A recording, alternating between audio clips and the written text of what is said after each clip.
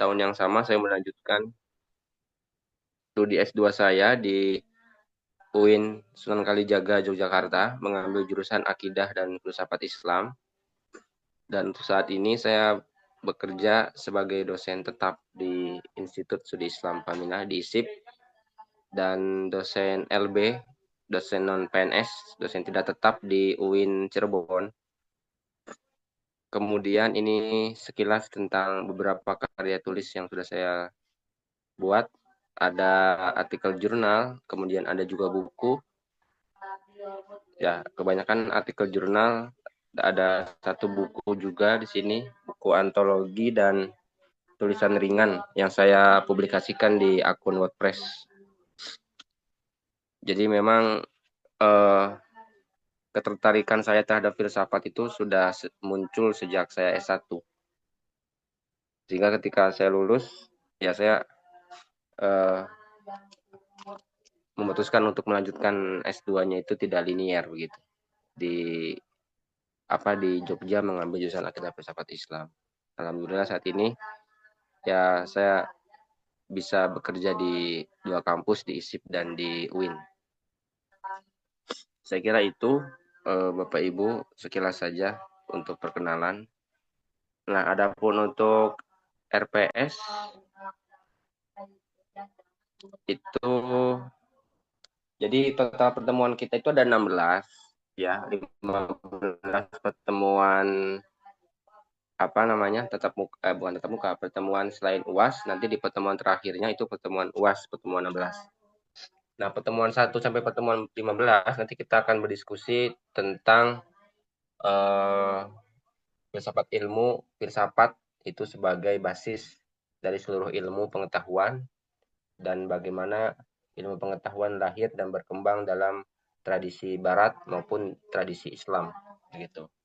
Kemudian nanti juga kita mengkaji beberapa pemikiran tokoh, kemudian mengkaji metodologi ilmu, mulai dari falsifikasi, kemudian revolusi ilmiah, ada konsep integrasi ilmu, ada konsep relasi ilmu dan agama. Nah, itu nanti akan kita bahas bersama-sama di perkuliahan kita, di perkuliahan filsafat ilmu. Sebelum saya melanjutkan, Bapak Ibu, ini saya sedikit mengasih gambaran. Jadi nanti Bapak Ibu setiap minggunya itu akan melakukan presentasi kelompok. Untuk kelompoknya mungkin saya serahkan saja langsung kepada Kosma atau kepada penanggung jawab mata kuliah untuk membuat kelompok presentasi seperti itu. Nanti setiap minggunya bisa digilir per kelompok itu ada berapa orang saya serahkan. Nah, itu kemudian ini nanti saya kirimkan di grup Bapak Ibu. Untuk pertemuan pertama itu hanya sekedar pembahasan RPS dan pengenalan mata kuliah. Kemudian di pertemuan 2, pertemuan besok berarti sudah mulai masuk presentasi membahas tentang filsafat dan ilmu pengetahuan.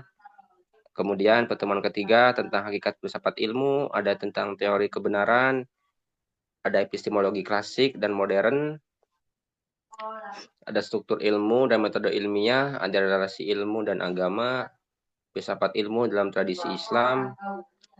Nah, di pertemuan ke-9 juga nanti kita akan membahas pandangan beberapa filsuf muslim tentang ilmu pengetahuan. Di sini saya mengambil pemikiran Al-Ghazali, kemudian Al-Farabi, Ibnu Khaldun. Kemudian juga di pertemuan 10 ada konsep integrasi ilmu yang saya ambil dari konsep Islamisasi ilmu Syed Naqib Alatos. Nah, di pertemuan ke-11, 12 dan seterusnya itulah materi yang akan kita pelajari sampai ke pertemuan 15 berkenaan dan dengan epistemologi tafsir. Bagaimana metodologi tafsir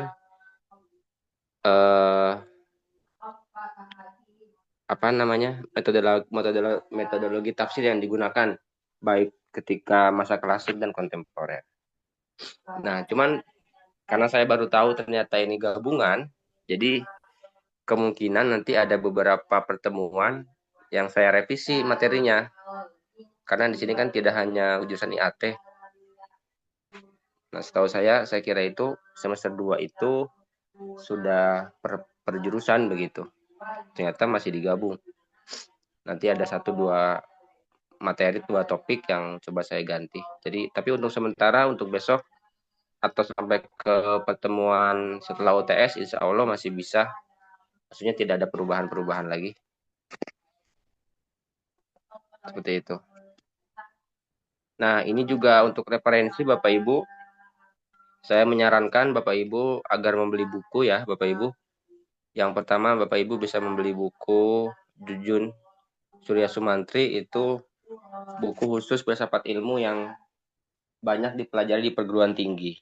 Itu buku untuk pemula sebetulnya. Bagi mahasiswa, akademisi yang ingin belajar filsafat ilmu, maka buku yang direkomendasikan itu buku Jujun Surya Sumantri. Kemudian juga jika Bapak Ibu ingin melihat perkembangan filsafat ilmu dari zaman ke zaman, dari pemikiran tokoh ke tokoh lain, itu bisa membeli buku Setyo Wibowo yang berjudul Cara Kerja Ilmu Filsafat dan Filsafat Ilmu. Dan terakhir, yang berkaitan dengan keislaman, itu nanti Bapak Ibu bisa membeli buku Adian Husaini, Filsafat Ilmu Perspektif Barat dan Islam. Nah, 3 buku ini yang saya sarankan kepada Bapak Ibu untuk dimiliki. Saya sarankan sih beli ya Bapak Ibu. Kalau bisa beli fisiknya, nanti Bapak Ibu bisa membaca menelaah 3 buku itu. Sisanya ya saya kira hanya sunnah saja gitu. Mau beli tidak apa-apa, monggo, mau tidak pun tidak masalah. Itu saya kira Bapak Ibu untuk ya ini sekedar pengenalan RPS saja. Nanti selebihnya bisa Bapak Ibu akses di grup dan bisa dipelajari untuk materi-materinya. Ada yang ingin ditanyakan untuk RPS Bapak Ibu?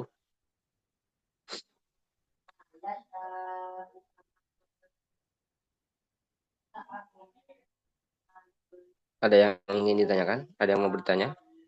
Assalamualaikum warahmatullahi wabarakatuh, Pak dosen. Saya mau bertanya, Pak. Ya, Kalau mau beli buku, belinya di mana, Pak?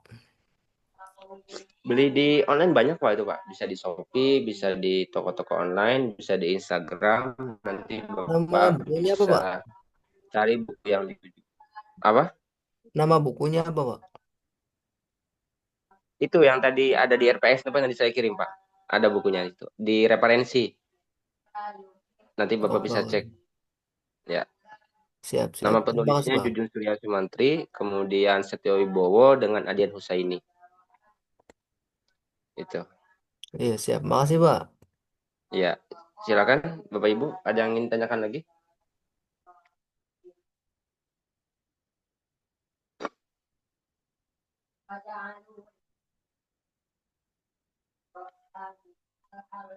Jadi Pak mau Ada tanya, yang ingin di selama bulan Ramadan tuh kita berapa kali pertemuan, Pak? biasanya itu sampai 1 minggu sebelum Lebaran sih Pak.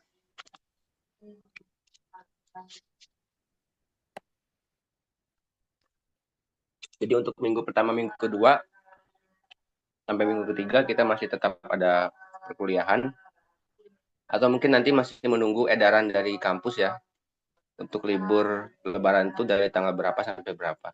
Sementara ini masih belum ada surat edarannya. Biasanya sih 1 minggu sebelum Lebaran itu sudah libur.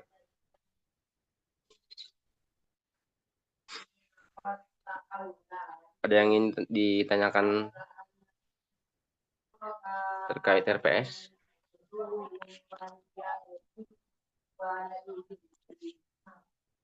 Sudah bisa dipahami, Bapak Ibu, untuk materi? Kan teman-teman barangkali ada pertanyaan. Bisa kita lanjut ke PPT atau masih membahas RPS?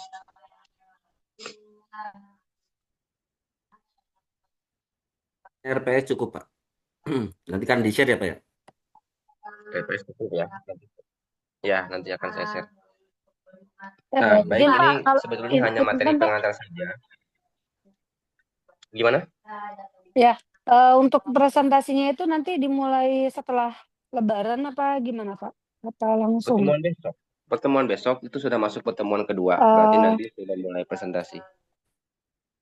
Belum punya buku referensinya nih, harus dibeli dulu, harus menunggu dulu. Bapak Ibu, ya, Gimana? Bapak Ibu bisa nanti membuka ini ya, Google Scholar. Itu kan portal tempat penyimpanan artikel ilmiah. Bisa Google Scholar, bisa Baik. apa namanya Moraref. Nah itu Bapak Ibu bisa mencari referensi berkaitan dengan topik yang sedang dibahas. Jadi tidak mesti buku. Kalau memang belum mempunyai buku, bisa mencari di artikel ilmiah, itu sudah cukup. Nanti tinggal mendownload misalkan 3 sampai 5 artikel, kemudian dibaca, dibandingkan, kemudian direview, diresum, kemudian bisa dijadikan sebagai bahan presentasi begitu, sesuai topik yang dibahas. Seperti itu. Atau PDF mungkin di laptop saya itu banyak PDF, cuman tadi itu jadi lemot tuh. Belum diganti SSD ke SSD, jadi mungkin nantilah kalau misalkan ada apa ada waktu senggang, saya coba pinjam laptop anak-anak, nanti laptop santri, nanti saya kirimkan di Google Drive link PDF buku-buku yang berkaitan dengan filsafat ilmu.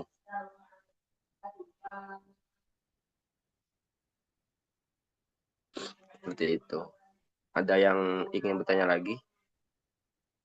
Atau bisa dilanjutkan?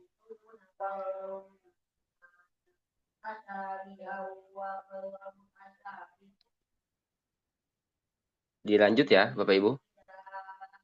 Iya, Pak. Oke, jadi filsafat ya, filsafat ilmu itu sebetulnya filsafat khusus ya, karena filsafat yang membahas ilmu pengetahuan. Itu. Jadi dalam filsafat itu ada banyak banyak cabang gitu. Ada filsafat khusus, ada filsafat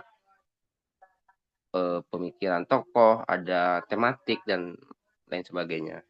Nah, filsafat ilmu itu menurut beberapa tokoh, saya ambil dari Jujun Surya Sumantri misalnya. Filsafat ilmu itu merupakan telaah sistematis, kritis, dan radikal mengenai dasar-dasar ilmu pengetahuan. Jadi yang menjadi objeknya itu ya ilmu pengetahuan itu sendiri.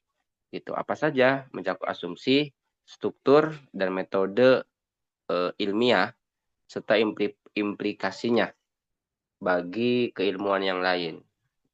Seperti itu. Jadi objek dari filsafat ilmu ya ilmu pengetahuan itu sendiri. Kemudian menurut Karl Popper, filsafat ilmu itu berhubungan dengan metodologi, terutama falsifibalitas atau falsifikasi. Falsifikasi itu konsep bagaimana kita membantah suatu teori dengan mencari kesalahan dari teori tersebut, bukan membuktikan kebenaran. Kalau membuktikan kebenaran itu verifikasi. Tapi kalau menunjukkan kesalahan teori itu namanya falsifikasi. Nah, itu menurut Karl Popper. Jadi filsafat ilmu adalah cabang filsafat yang membahas hakikat ilmu, pengetahuan baik secara ontologis, aksiologis, dan epistemologis. Nah, ini cabang atau pembahasan utama dalam filsafat ilmu itu tidak lepas dari tadi epistemologi, ontologi, aksiologi. Epistemologi bicara soal metode ilmu pengetahuan, bagaimana cara memperoleh ilmu pengetahuan, apa itu sumber pengetahuan, bagaimana kita memvalidasi pengetahuan. Nah, itu wilayah kajiannya epistemologi tentang ilmu pengetahuan. Ontologi itu bicara tentang hakikat, realitas dari segala realitas. Bagaimana realitas itu ada, apa objek realitas, apa hakikat realitas, alam semesta, Tuhan, manusia, itu masuk ke wilayah kajian ontologi. Adapun aksiologi itu bicara soal baik dan buruk. Nanti dalam aksiologi itu ada etika, ada estetika. Etika berarti berhubungan dengan ihwal baik dan buruk. Estetika bicara tentang keindahan. Seperti itu. Nah, oke, ini sebenarnya Untuk PPT-nya saya gunakan PPT yang saya ajar di BSA ya Bapak Ibu. Tapi secara konsep sama saja. Oke, jadi epistemologi itu membahas tentang sumber, metode, dan validitas ilmu pengetahuan. Pertanyaannya, bagaimana pengetahuan itu bisa diperoleh? Aksiologi membahas soal nilai, manfaat, tanggung jawab. Untuk apa ilmu pengetahuan digunakan? Apakah ilmu pengetahuan digunakan untuk ilmu itu sendiri atau untuk kemaslahatan manusia atau untuk kemadaratan bagi manusia? Nah, itu bicara soal baik dan buruk. Aksiologi bicara soal nilai. Nah, itu Bapak Ibu untuk pengantar saja. Nanti didalaminya di pertemuan selanjutnya, pertemuan kedua, ketiga, dan seterusnya. Jadi secara umum, filsafat ilmu itu yang membahas yang paling pokoknya itu hanya 3. Aksiologi, ontologi, dan epistemologi. Seperti itu. Ada pertanyaan? Izin Pak, Ya, kalau ilmu filsafat itu bagian dari filsafat ilmu atau sebaliknya? kalau apa? Bisa diulangi, Ilmu, Pak? ilmu filsafat itu bagian dari filsafat ilmu atau sebaliknya? Ilmu filsafat bagian dari filsafat ilmu atau Sebaliknya. filsafat itu bisa kita dudukan apakah dia sebagai ilmu, apakah dia sebagai tools, alat, apakah dia sebagai metode berpikir. Nah, jadi filsafat itu sendiri sebenarnya luas, Bapak Ibu. Ada filsafat sebagai way of life, jalan hidup. Biasanya di sebagian masyarakat tradisi itu ada namanya falsafah hidup. Nah, itu juga termasuk bagian dari filsafat. Filsafat ada sebagai sistem berpikir karena hakikat filsafat itu ya berpikir menggunakan akal, berpikir secara radikal, berpikir secara mendalam. Nah, ada juga filsafat sebagai pengetahuan atau proses pencarian kebenaran. Gitu. Jadi pada awalnya memang filsafat itu ya bisa tingkah laku, perilaku yang bijaksana, bisa juga filsafat sebagai sistem berpikir. Tapi pada hakikatnya filsafat itu ya sebagai sistem berpikir. Seperti itu. Nah, nanti dalam perkembangannya filsafat itu ada ya filsafat ilmu, ada filsafat pendidikan. Kalau filsafat ilmu berarti filsafat yang membahas tentang ilmu pengetahuan, hakikat ilmu pengetahuan. Filsafat pendidikan yang berarti filsafat yang membahas tentang hakikat pendidikan. Filsafat matematika, filsafat agama berarti yang membahas tentang agama, matematika, dan lain sebagainya. Nah, itu semua termasuk pada filsafat khusus atau kajian interdisipliner antara ilmu filsafat dengan ilmu agama, seperti itu. Jadi setiap zamannya itu berbeda, Pak. Paradigmanya itu berbeda. Kalau di ilmu filsafat kan kita tahu ada tokoh-tokoh filsafat ya, kayak Ya, Aristoteles, itu Plato, termasuk Imam Al-Ghazali. Kalau membahas filsafat ilmu berarti kayak ini ya apa? Kayak lebih luas dari ilmu filsafat gitu ya. kalau filsafat ilmu fokusnya hanya kepada ilmu pengetahuan, Pak. Nah, nanti kalau Bapak Ibu punya buku Setyo Wibowo itu yang saya sarankan, itu nanti ada perbedaan antara ilmu filsafat sebagai ilmu dengan ilmu filsafat, cara kerja ilmu filsafat, dan filsafat ilmu. Seperti itu. Kalau ilmu filsafat berarti filsafat sebagai toolsnya, alat. Kalau filsafat ilmu berarti filsafat yang mengkaji ilmu pengetahuan, strukturnya, metodologinya, seperti itu. Nah, inilah filsafat ilmu yang menjadi dasar atau basic dari seluruh ilmu pengetahuan. Karena ilmu pengetahuan manapun tidak lepas dari tadi epistemologi, aksiologi, dan ontologinya. Seperti itu. Nah, kalau setiap filsafat sebagai produk pemikiran atau hasil pemikiran seseorang. Nah, itu nanti masuk ke dalam pemikiran para tokoh, mulai dari Plato, kemudian dari Nietzsche, Al-Ghazali, Al-Farabi, Ibn Sina, Auguste Comte. Nah, itu filsafat yang didefinisikan sebagai produk pemikiran. Terkadang kita itu sering menolak filsafat yang sebagai alat, sebagai tools, bukan filsafat sebagai produk pemikiran. Karena kalau kita bicara produk pemikiran, ya tidak semua pemikiran itu sejalan dengan, misalnya dengan agama, dengan nilai-nilai agama, dengan syariat. Nah, itu bisa kita tolak kalau filsafat sebagai produk pemikiran.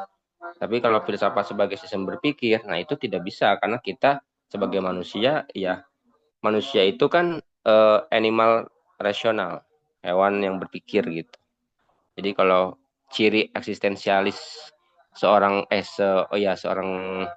manusia, yaitu dari berpikirnya seperti itu.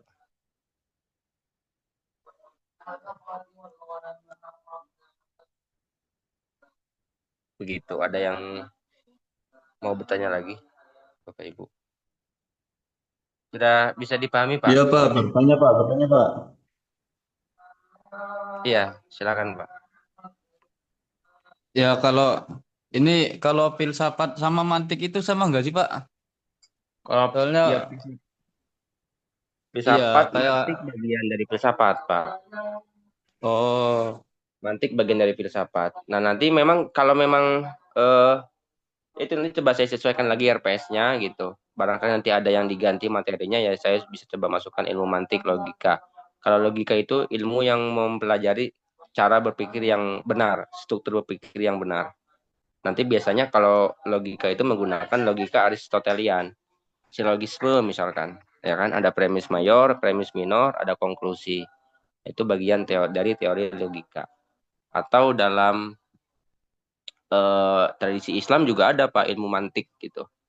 Nanti ilmu mantik itu banyak teori-teori lagi. Nah, cuman kalau misalkan dijadikan materi itu tidak cukup satu pertemuan, tapi harus satu semester atau bahkan 2 semester. Itu pun hanya membahas beberapa konsep saja dari ilmu mantik atau ilmu logika.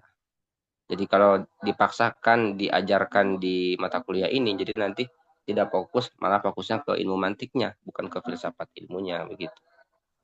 Udah dapat Pak ilmu mantik tuh 1 semester kemarin semester 1. Sudah. Oh iya, Udah, sudah berarti kan? Nah, ya. udah selesai. Biasanya di ilmu mantik itu ada, kalau di ISIP itu ada ilmu mantik. Karena itu dasar sekali. Bahkan di Perancis mah logika itu dari SMP SMA sudah diajarkan. Karena itu sangat penting ilmu logika tuh, bagaimana kita berpikir secara runut, secara benar, sistematis gitu. Tidak terjatuh pada palesis atau cacat logika begitu. Nah, itu banyak sekali teori-teorinya.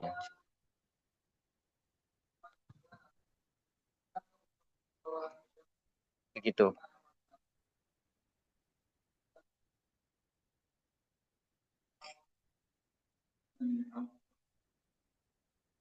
Silakan Bapak Ibu. Ini PJ-nya masih siapa?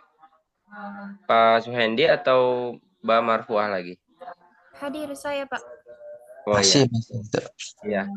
Untuk presensi, Mbak tolong nanti saja di sesi akhir ya, setelah ini mungkin diisi presensinya, dan mohon dikirimkan ke saya setiap pertemuan supaya saya tahu siapa yang hadir, siapa yang tidak hadir. Dan untuk kehadiran Bapak Ibu perlu diingatkan bahwasanya minimal kehadiran itu 75%. Berarti dari 16 pertemuan Bapak Ibu harus hadir 12 kali. Jika kurang dari 12 kali maka tidak bisa mengikuti UTS dan tidak bisa mengikuti UAS. Iya, baik, Pak. Itu. Jadi minimal kehadiran itu 12 kali, 75%. Izin bertanya, Pak. Tentang kontrak belajar ini, Pak. Tadi kan udah ditetapkan berapa pukul 20.15 apa ya? Kayaknya dosen yang satu lagi kan ada tiap hari kan 2 mata kuliah tuh, Pak. Kayaknya salah satu Iya, iya bener. Satu dosennya lagi kayaknya bilang, kayak saya kemalaman nih katanya. Nih saya jadi bingung ini, Pak. iya, saya juga nih baru tahu tadi, dikabari kalau ternyata perkuliahan saya itu jam 21.00 Sedangkan saya di sini taraweh baru selesai jam 20.45. Iya, itu dia, Pak. Jadi disepakati saja, Ya mangga sepakati, oleh iya Pak. Karena Bapak. satu gini Pak, kan kemarin itu nggak harus sama Pak ya. Ini mas sekedar tawaran saja. Kemarin itu ada dosen yang menawarkan sudah sih, ya kan selama bulan Ramadan karena kita bingung juga cari terkait tentang barangkali misal malam kemalaman, ya akhirnya selama bulan Ramadan tuh di off kan terkait tentang perkuliahannya. Tapi masuk itu ya kan pasca Idul Fitri Pak. Tapi nanti konsekuensinya adalah satu kali hadir itu dua kali absen. Apabila tidak hadir ya dua kali dianggap tidak hadir dalam absensi Pak. Oh gitu. Ya, maksudnya ada dosen yang sudah begitu dan kita sudah sepakat kayaknya memang begitulah cari karena yang mungkin nanti jam pertama di jam misal ya Pak Avicenna nih 21.15. Nanti mungkin dosen yang kedua nih yang agak keberatan. Oh iya. Jadi gimana? Ya gimana Pak? Kalau misal kita off kan dulu misal ini Pak di Ramadan ini misal berapa kali pertemuan sih Pak? Kemarin itu sudah dihitung tuh sama dosen yang lain tuh cuma dua kali pertemuan Pak. Jadi tiga kali pertemuan dengan pertemuan pertama ini. Jadi tinggal dua lagi di bulan Ramadan itu. Makanya dosen tuh ya udah sih nggak apa-apa bulan Ramadan full saja ibadah nanti kita alihkan di pasca Idul Fitri. Kalau saya sih begini Pak, karena kesibukan saya juga ya untuk semester ini saya jadwal 1 minggu full kecuali hari Minggu itu kosong. Jadi kalaupun mau dirapel atau Ya, digabung pertemuan yang 2 sisanya ini, ya berarti harus kira-kira mau di hari apa sesuai jadwal atau apa gitu. Karena jadwal saya sendiri pun sangat padat gitu. Jika kalau misalkan mau di ini. Coba hari Minggu sebelum buka puasa atau gimana bisa Hari Ahad sore ya. sore pada Ahad dua atau sore. sore? Itu bukannya udah diisi sama Pak Imat ya? itu hari Sabtu. Pak Imat tuh hari Sabtu. Pak Imat ada dua-duanya Sabtu tah? Enggak, Pak Imat ada satu. Beliau Iya, tuh Pak Imat hari Sabtu, dua-duanya hari Sabtu, Pak Manaf. dua kali pertemuan itu di Sabtu semua maksudnya. Pak Imat itu Kalau mengampu ini, satu mata kuliah. kalau ini hari Minggu beda. Ya, nah ini hari Minggu tuh Mas Manaf. Teman-teman aja gimana? Teman-teman. Misal jam, nah ya Pak Avicenna nih kira-kira Pak dosen nih ada waktu di hari Minggu nih jam berapa Pak? Misal siang, misal jam 2 ta, jam 4 ta. Kalau selama Ramadan, insya Allah, tapi saya tidak menyajikan Iya, pasti iya, iya. kosong gitu sore. Iya, siap-siap. Tapi kalau sore sih, insya Allah saya ya kosong setelah asar lah bisa. Berarti jam 4-an ya Pak ya? Sekitar jam 4 ya Pak ya? Sekitar boleh habis Ya, asar jam 4 ya 4 sampai jam 4 jam atau setengah 5 lah kan kita kan cuma 90 menit ya Pak ya? Setengah lima ya, Pak, ini setengah lima itu. Ya setengah 5 cukup lah. boleh kalau mau ditukar jam. Oke, Selama siap itu ya Pak ya? disepakati oleh Polri. Oke, disepakati ya teman-teman. Ya, bahwa nanti Pak Wisena nih pekan depan ini ya kan berjalannya di hari Ahad.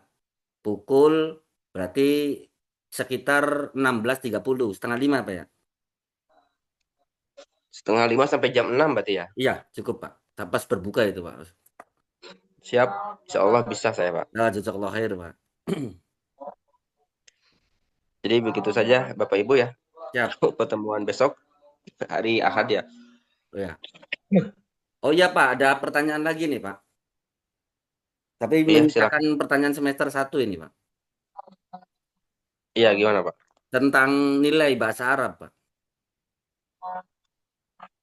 Begini Pak, untuk bahasa Arab itu kan saya sudah input semua nilai dan saya sudah serahkan ke admin.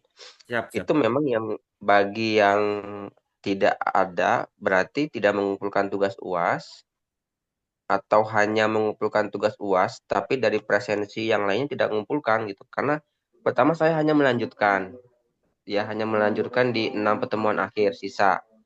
Kemudian saya kan tidak tahu tuh bagaimana UTS-nya, bagaimana kehadiran, bagaimana tugas mandiri gitu. Bahkan yang tugas struktur saja saya 100-kan semua itu. Mau yang hadir, yang tidak pernah hadir saya 100-kan semua. Jadi patokannya saya itu kehadiran yang dikirim oleh Kosma. itu. Ya, Kosma. Dan tugas UAS. Tugas UTS kan saya tidak menerima. Memang nggak ada tugas UTS, Pak. Oh iya, jadi dua itu saja yang saya jadikan acuan seperti itu. Tapi sudah menilai apa ya maksudnya? Kita tuh kebingungan sebenarnya gini, ini ada masalah di dosen atau di admin maksudnya ya. Sudah Pak, sudah saya nilai itu. Semua sudah saya baca, sudah saya nilai. Siap, terima kasih Pak. Mungkin berarti di admin, kita akan kejar di admin. Karena kemarin tuh begitu Pak, ada kebingungan kita tuh begitu. Admin tuh ngelempar ke dosen, suruh japri dosen masing-masing. Karena begitu ada gaya begitu dari adminnya Pak. Ada yang sudah ngechat atau segala macam, dosennya ya marah-marah ada. Maksudnya kita juga kan kebingungan nih Pak. Ini nilai nih sebenarnya siapa sih yang nilai? Ya kan kalau sudah dosen menilai nih kita kemana ya? Maksudnya kan si akad itu kan dia kan punya batas waktu tuh Pak. Kalau kita masih bisa untuk memperjuangkan kan ini ada yang salah di mana nih maksudnya. Iya, betul. Siap, terima kasih Pak. Berarti sudah menilai kan? Berarti kita akan kejar ke admin. Karena admin tadi bilang begitu Pak. Admin itu sampai bilang begini, silakan chat dosen masing-masing. Itu ada di grup Pak. Tadi juga saya di WA sama admin diberitahu list nama-nama yang belum mendapat nilai itu saya jawab, ya itu saya jelaskan tadi, saya memberi nilai memang karena saya juga tidak mau berbuat zolim gitu. Karena misalkan ada mahasiswa yang tidak pernah masuk tapi ketika UAS sudah mengumpulkan tugas, nah itu kan berarti bagaimana dengan Bapak Ibu yang dari awal sudah masuk dan ikut UAS mendapat nilai, tapi ini ada mahasiswa yang tidak pernah ikut dari awal, hanya ikut ketika UAS. Nah, saya memang kalau untuk diisip dari awal sampai sekarang memang begitu, gitu. Mau yang PJJ maupun yang reguler, jika tidak pernah mengikuti perkuliahan, ya tidak bisa mengikuti UAS, tidak dapat nilai. Ya, Seperti itu. karena begini Pak, karena saya lihat itu Pak, saya akan ngecek ya Pak, yang di PJJ sama yang di offline. Yang offline itu keluar bahasa Arab nilainya tuh ya. Nah di PJJ ini satu pun nggak ada yang keluar Pak nilai bahasa Arabnya man. Oh, kalau di saya sih sudah, di Oh ya, Excel-nya itu sudah saya isi semua. siap. Terima kasih. Berarti sudah dapat konfirmasi ya teman-teman. Berarti Pak dosen sudah mengisi. Karena saya lihat tuh Pak, cek tuh Pak, semua di PJJ ya Pak, khususnya di bawah PJJ ini, semua saya cek itu nggak keluar nilai bahasa Arab Pak. Malah yang keluar itu mata kuliah yang dulu tidak masuk SKS Pak, yaitu ibadah.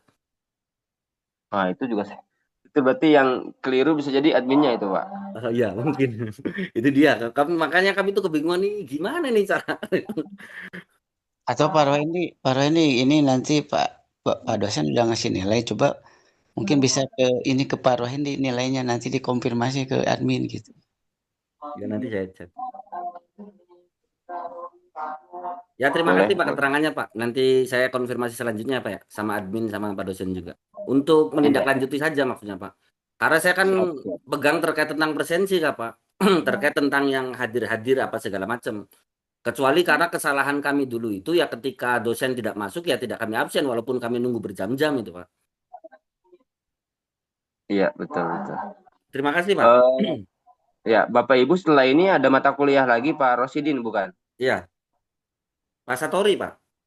Oh, bukan Pak Rosidin, saya kira Pak Rosidin. Ya jadi sebenarnya link ini salah Pak. Link tuh sebenarnya satu yang dibagikan oleh adminnya. Harusnya dua ini. Iya, ya gitulah. Ya. Dikaliku PJJ. Aman-aman. Nanti Gitu. saya punya link. Iya, siap. Itu saya kira Bapak Ibu mohon maaf ini sepertinya juga barangkali sudah harus melanjutkan ke mata kuliah kedua ya. Siap. Saya juga nggak enak kalau terlalu lama. Bapak Ibu juga mungkin perlu istirahat. Jadi kalau lebih enak lagi ya nanti ketika hari Minggu saja supaya maksimal gitu. Siap Pak. Saya Pak, kira itu Bapak Ibu. Oh ya, Ya. Pak Nawar untuk hari Minggu. Oh, kita tidak presentasi dulu gimana Pak? Dari Pak dosen dulu kita bagi terkait tentang tugas buat mahasiswa dulu Pak. Jadi di pertemuan ketiga kita baru tunjuk grup itu untuk presentasi Pak. Pertemuan minggu itu bukan di bukan lusa berarti kan di minggu depan. Iya benar. Kan 8 hari lagi Pak. Nah, itu dalam rentang waktu 8 hari Bapak Ibu apakah kesulitan untuk menyiapkan materi Pak. gitu? Ditanyakan dulu Pak. Atau menentukan kelompok seperti itu? Kalau kelompok bisa kayaknya Pak Hendi nanti Iya di grup. kelompok pasti kelompok. Kalau teman-teman punya kesediaan ya nggak ada masalah. Maksudnya nanti jangan sampai saya bagian pertama ya. Gitu Paling maksudnya. dibagi kelompok aja dulu nanti nanti dari sekarang sampai ke minggu itu bagi kelompok aja dulu nanti diumumkan nanti. Oke siap. Berarti nanti insya Allah besok dibagi tuh kelompoknya sama mata kuliah yang kemarin tuh. Ya, Boleh, saya serahkan saja ini kalau untuk kelompok ke Pak Rohendi atau ke apa ya sama namanya? Kosma Ke Pak, nanti Kosma. dibikin Pak. Ya, silakan. Jadi saya tidak mau matok ya harus berapa orang. Yang penting setiap Iya, Pak. pekannya itu ada presentasi kelompok. Maaf Pak dosen, mau nyampaikan kalau hari Minggu dari jam berapa tadi? Setengah 5 sampai? Setengah lima Setengah sampai 5 setengah sampai enam. buka puasa sampai jam 6. Oh, kelompok nggak bisa ya. Saya pulang jam 8.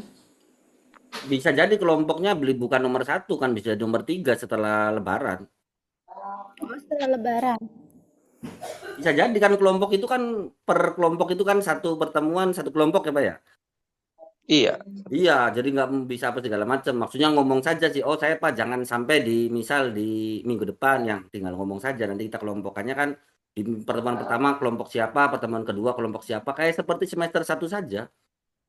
Iya, maksudnya kalau kelompok saya jangan di minggu depan ya atau itu minggu nanti tengah. bisa diatur Bu sama Diatur, Kosmanya bisa nanti diatur. kita Dicatat konfirmasi saya aja catat. sama Kosmanya Bu.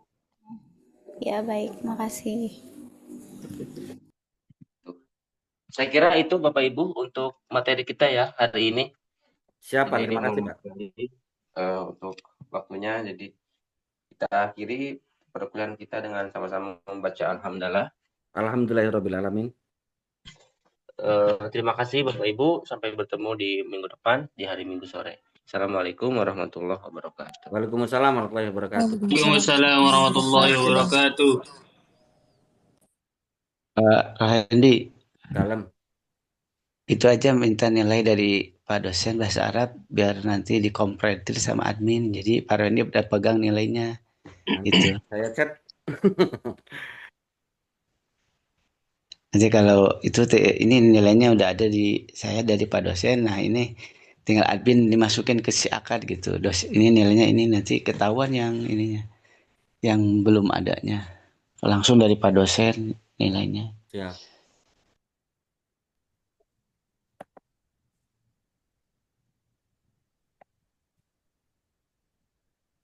Marfu, itu dosen satu suruh masuk tah. Gimana? Iya, sebentar. Kasihan udah nunggu dari ini di depan pintu tadi. Pak Rohendi, Dalam. untuk grupnya yang semester 1 aja apa gimana? Enggak, nantilah sesuai absen saja lah. Nanti saya nunggu Ya, saja ya, terima saja, jangan ini jangan pusing saya juga. Ini ya. Yang pasti terima beres, terima lah, terima aja ya maksudnya. Oke. Ini masih ada MK lagi kita, Pak. Ada satu lagi Mas Roni. Tunggu sebentar. Linknya mana, Pak? Ya ini sudah di sini saja. Oh Sudah iya. di sini saja, jangan keluar. Karena sama aja nih masuk lagi ke MK itu ya masuknya ke sini lagi. Tadi saya cek Mas. Mas Manap, sehat Mas Manap.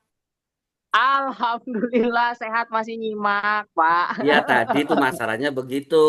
Saya urus segala macam tuh kan gayanya begitu. Saya chat tuh si doser, ya kan. Ini maksudnya gimana ya? Nilai nggak keluar nih.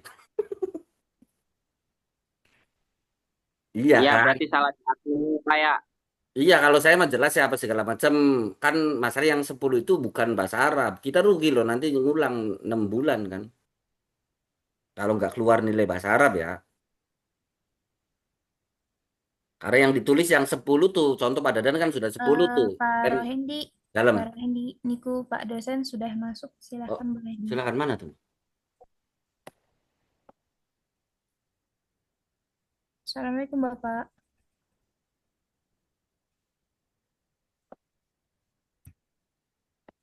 Waalaikumsalam. Selamat malam semua. Malam Pak. Bapak. Halo. Malam Pak, Malam Terdengar Pak. baik suara saya? Oh terdengar Pak, terdengar. sangat jelas Insya Allah.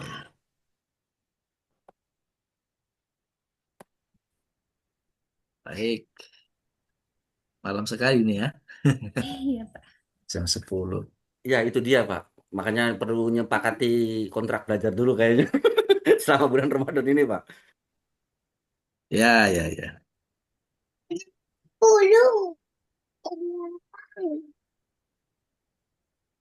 Baik, jadi bagaimana?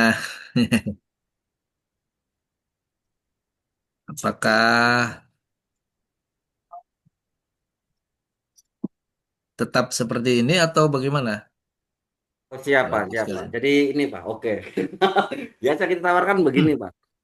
Jadi ada dosen yang menawarkan begini Pak. Jadi ada salah satu dosen yang sudah kita sepakati itu, karena pasti yang bakal dirugikan adalah dosen yang di jam kedua Pak. Pasti terlalu larut ya.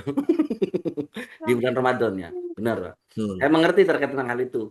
Jadi kemarin tuh dosen ada yang menyarankan sudah sih bagaimana? Karena kita tuh akan menghitung 3 kali pertemuan Pak, plus dengan pertemuan hari ini. Jadi selama bulan Ramadan tuh ada yang menghitung cuma 2 kali pertemuan lagi Pak.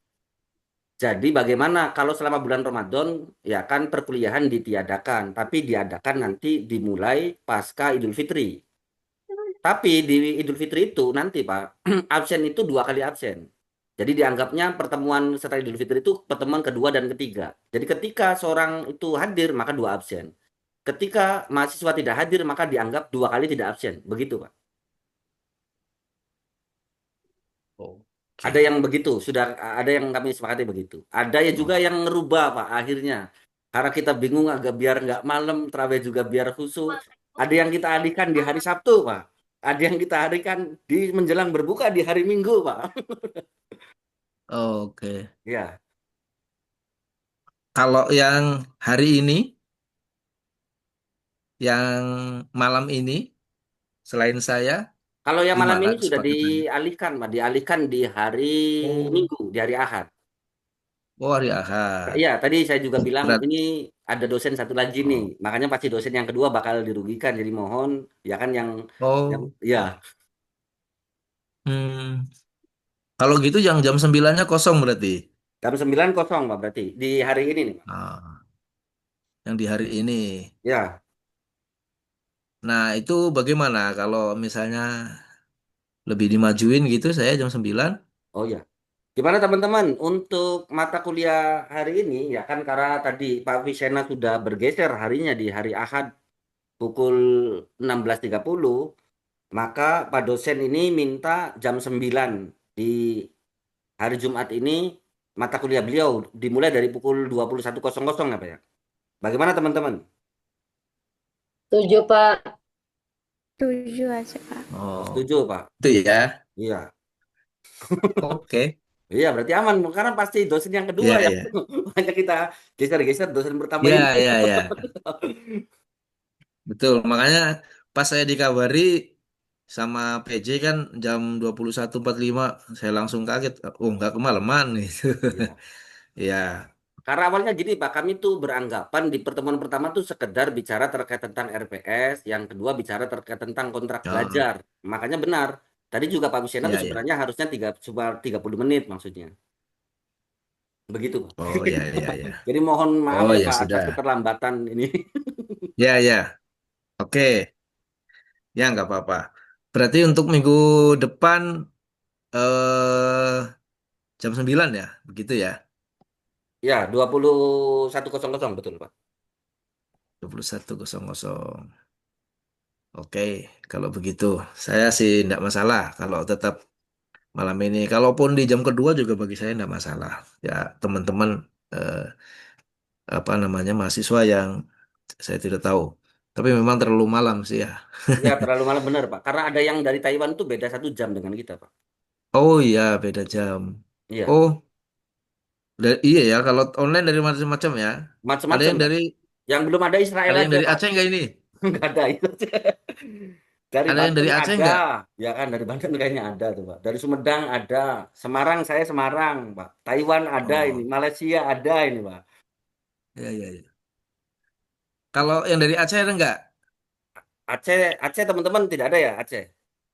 Kemarin itu ada dari Nggak Palembang, ada ya. Aceh nggak ada Pak. Oh, Sumateranya Palembang. Iya, ya tanya aja. Kemungkinan minggu depan saya akan ke Aceh. Barangkali ada yang nyambung gitu kan. Oh ya sudah kalau gitu berarti untuk mulai minggu depan kita jam 9 ya. Oke, baik. Berarti untuk kelas saya tetap ya. Saya kirimkan RPS dulu sebentar ya.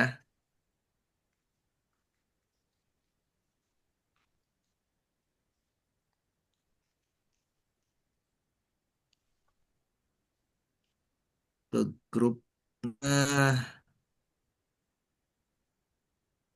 Sebentar.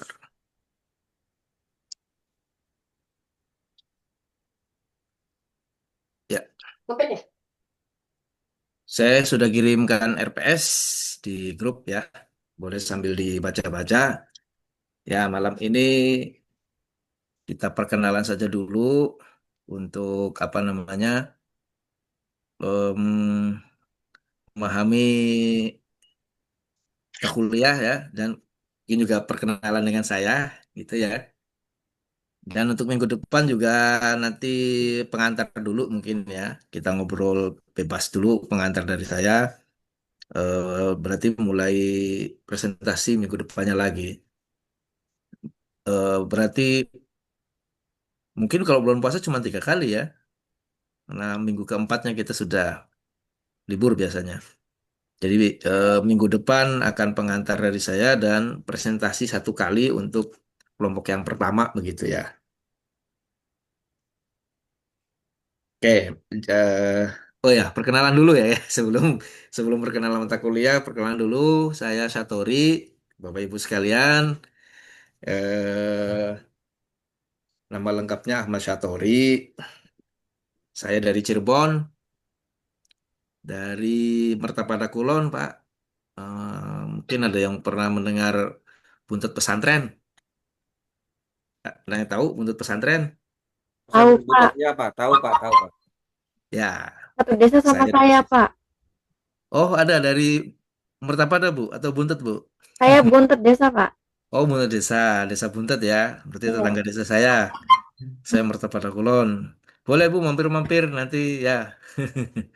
Saya dekat sini di Balai Desa Mertapada Kulon, di belakangnya Blok Pesantren At-Tarbiyatul Wathoniyah, Blok Patwa, di pusat pusat desanya Mertapada Kulon. Jadi kalau Buntet itu salah satu dusun di Mertapada Kulon, tapi rupanya yang lebih terkenal Buntetnya karena memang pondok pondok tua ya, pondok yang sudah lama.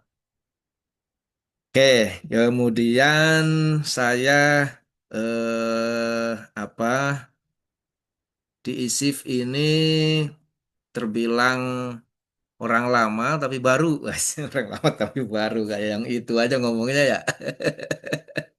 Orang lama tapi baru, belum tapi sudah. Maksudnya begini,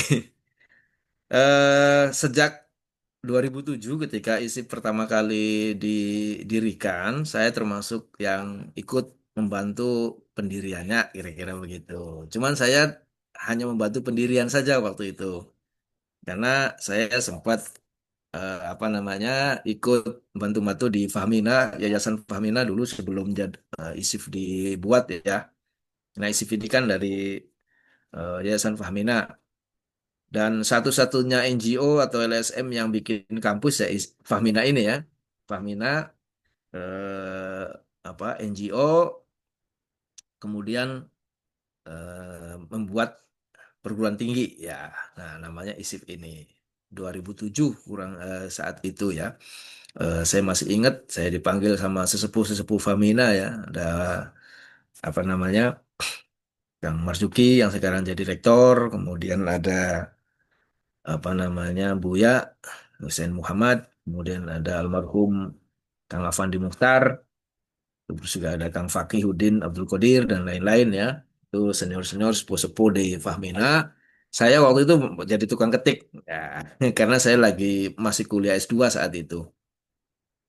Saya diminta bantu untuk proses pendirian ISIF tahun 2007 gitu. Nah, setelah itu udah saya nggak terkoneksi karena saya waktu itu selesai kuliah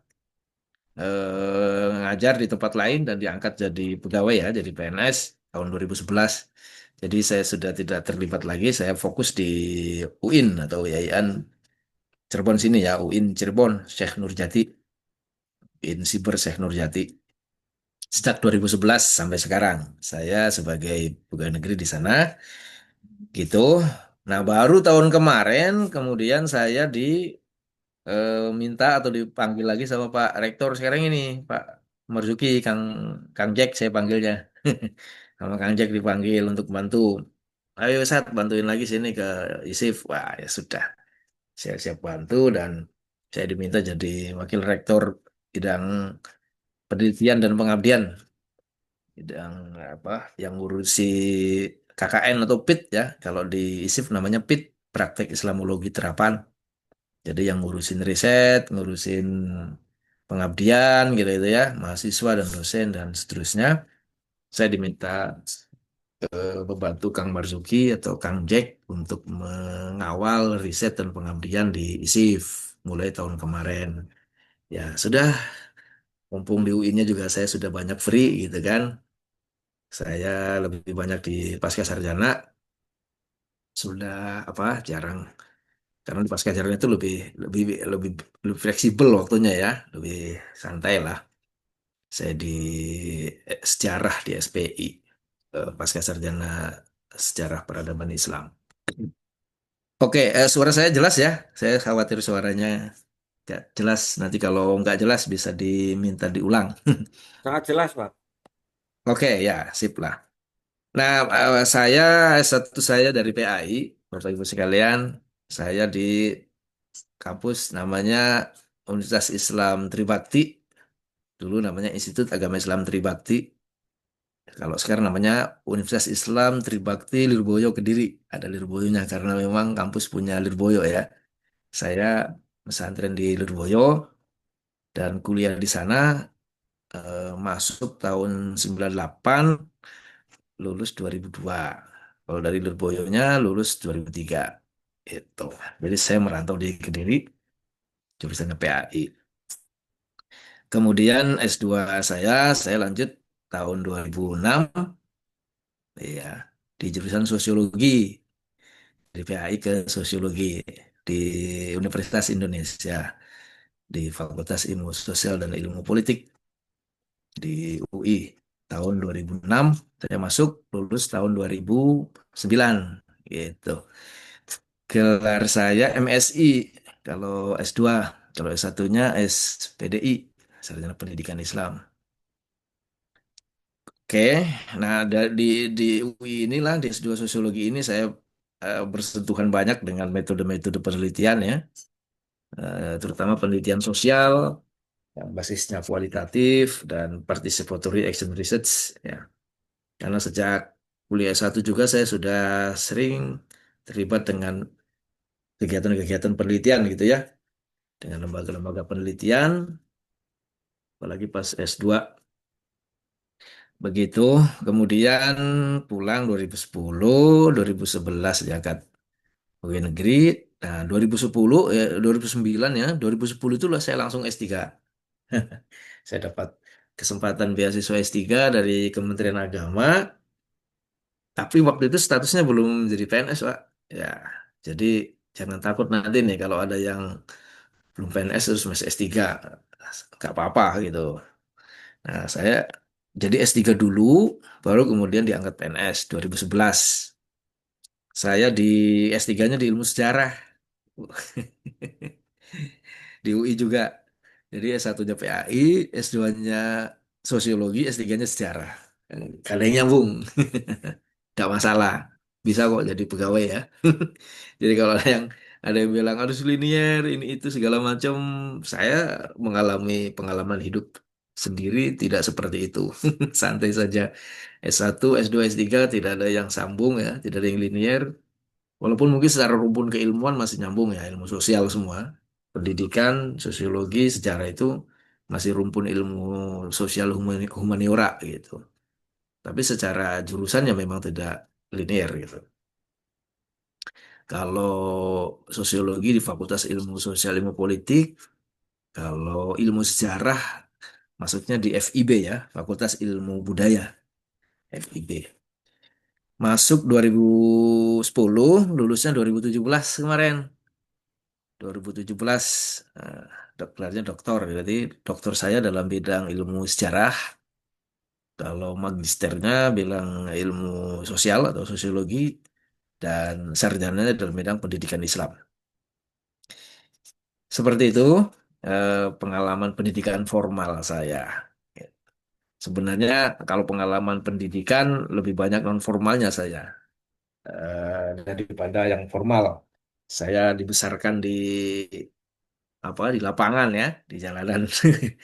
Saya terlibat banyak-banyak penelitian yang terkait dalam bidang sosial dan terutama yang sekarang sedang saya geluti tentang bidang ekologi, tentang lingkungan, tentang agraria dan seterusnya. Saya punya lembaga riset sendiri, namanya Salam Institute. Mungkin nanti kalau ada yang pernah dengar nama Salam Institute, itu lembaga penelitian yang saya dirikan adanya di Cirebon base-nya, tapi sekupnya nasional. Kita berjejaring dengan kawan-kawan jaringan seluruh Indonesia. Makanya minggu depan saya akan ke Aceh. Tadi saya nanyakan ada yang dari Aceh enggak? Kami sedang melakukan penelitian tentang pengembangan energi terbarukan berbasis komunitas ya. Bagaimana masyarakat bisa menciptakan energi sendiri, terutama listrik ya. Ya, energi baru dan terbarukan. Ada yang menggunakan surya, PLTS, ada yang menggunakan PLTMH ya, mikrohidro dan seterusnya. Ada banyak eh, apa namanya produk-produk energi yang bisa diciptakan mandiri oleh masyarakat dan dikembangkan.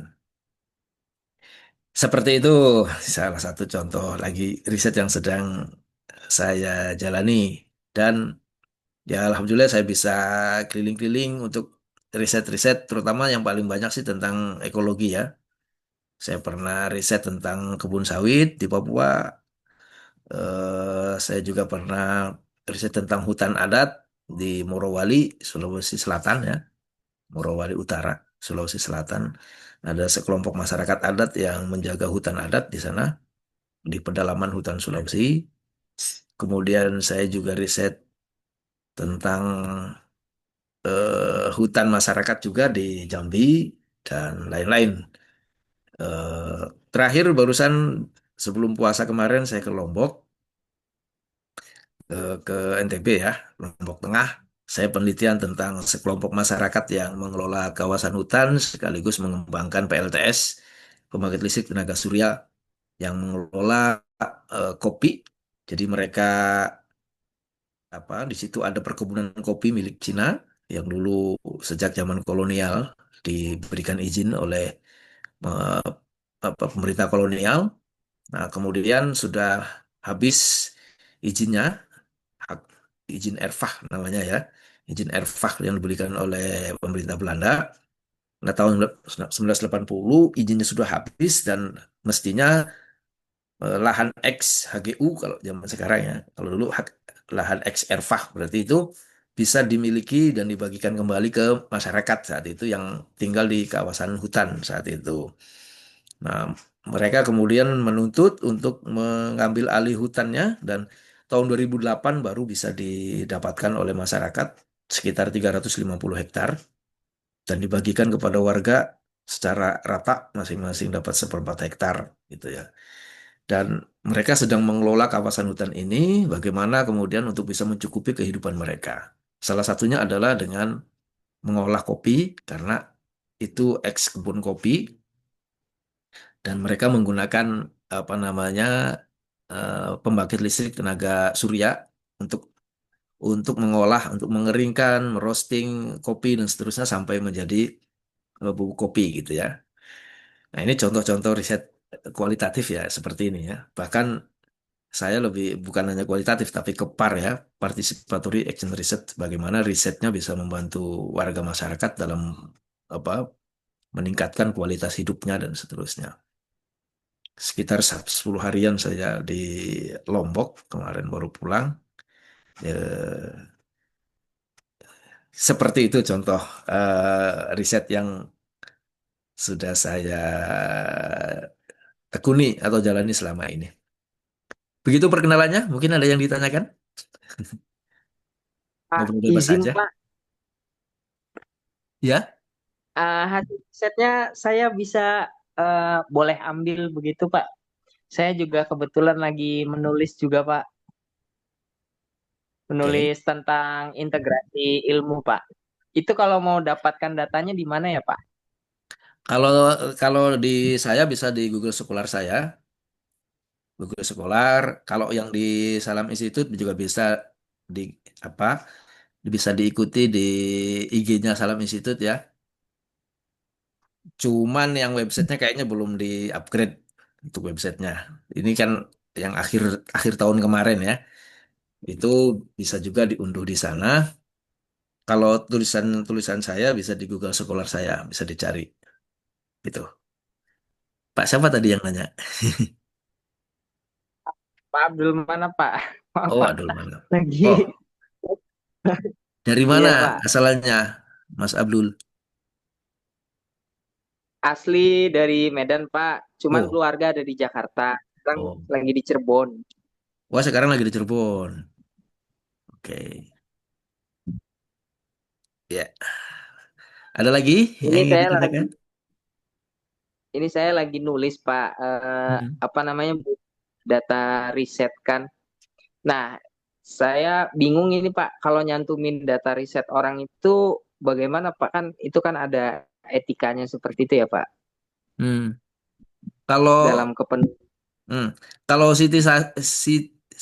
sitasi namanya ya, sitasi itu mengutip karya orang. Nanti Bapak Ibu dapat mata kuliah metode penulisan ilmiah sendiri. Cara menulis ilmiah termasuk mengutip apa namanya etika apa namanya tata cara mengutip ya metode pengutipan gitu ya. Itu ada sendiri nanti mata kuliahnya khusus tentang metode menulis ilmiah gitu. Kalau yang sekarang ini lebih ke penelitiannya, bukan ke metode penulisannya, Mas. Jadi Oh, mungkin mungkin nanti akan di-spill sedikit pas di penulisan laporan ya di akhir nanti di RPS saya itu nanti ada bisa dibaca. Yang paling terakhir itu kita akan mendiskusikan tentang cara menulis laporan. Nah, cara menulis laporan itu termasuk misalnya bagaimana kita menulis hasil wawancara dari informan penelitian kita ya, termasuk dari data-data studi dokumen. Nah, termasuknya studi dokumen kalau yang mengutip gitu Mas. Misalnya kita mau mengutip tulisan hasil risetnya orang lain karena risetnya sesuai atau topiknya sama dengan yang sedang kita kaji. Nah, ini namanya studi dokumen. Nah, bagaimana kemudian dokumen itu kita kaji, lalu kemudian dimasukkan ke dalam tulisan kita atau dalam laporan hasil penelitian kita. Kira-kira begitu. Nanti ada sesinya sendiri, kita akan bahas itu ya. baik, Oke, Pak, terima kasih. makasih Mas Abdul. Yang lain ada yang mau tanya lagi tentang diri saya? Mumpung kasih kesempatan, biasanya kalau di hari pertama saja, dosen itu perkenalan dan memperkenalkan diri, setelah itu biasanya sudah tidak ada yang nanya-nanya lagi. Atau dosen tidak akan cerita lagi. Ya banyak sebenarnya pengalaman saya, tapi ya karena waktu juga dari saya sepil sedikit saja lah. Baik Pak, tadi saya dengar diisi jadi wakil rektor Pak ya, di Hmm. membawahi Pak. Terus, ya, Ya, kalau PJJ ini ada KKN Pak atau gimana? Atau tidak? Kalau kan ini domisilinya jauh-jauh Pak. oh, ya ya. PJJ. Kalau yang kemarin sih ini Mas, mandiri KKN-nya Mas, kalau yang PJJ. Jadi KKN-nya di tempat masing-masing, tapi nanti sama tetap online ya. Nanti monitoring pelaporannya secara online, ujiannya juga online, begitu. Tapi dengan metode atau dengan teknik yang sama ya, dengan sama seperti yang kelas reguler gitu. Nanti ada pembekalan juga sama. Jadi nanti PIT atau KKN-nya ISIP itu dibagi ada tiga ya, tiga jenis. Yang pertama reguler, yang offline itu ya. Reguler, kemudian yang PJJ ini, kelas yang online sama kelas internasional. Kemarin di Malaysia, PIT-nya atau KKN-nya di Malaysia 2 bulan ya. Yang Malaysia 1 bulan. Kalau yang reguler sama yang PJJ itu 2 bulan, masing-masing 2 bulan. Gitu Mas, apa Dadan ya? Iya Pak. Oke. Ada Terima lagi kasih. yang lain?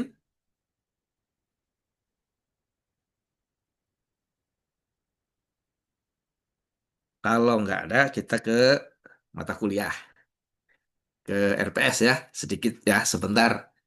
Mungkin 10 menit lagi habis itu kita closing. Boleh dibuka filenya ya, Bapak Ibu sekalian. Langsung di bagian materi atau pertemuan ya. Kita akan ada 12 materi ya. 12 materi berarti nggak menghitung UTS UAS sama pertemuan terakhir dan seterusnya. Ya, nanti bisa tolong dikondisikan Ibu atau Bapak Kosma dan PJ untuk membagi menjadi 12 kelompok ya, kelompok presentasi.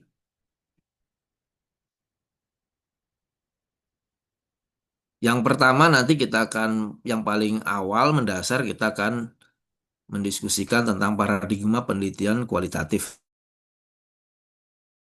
ya.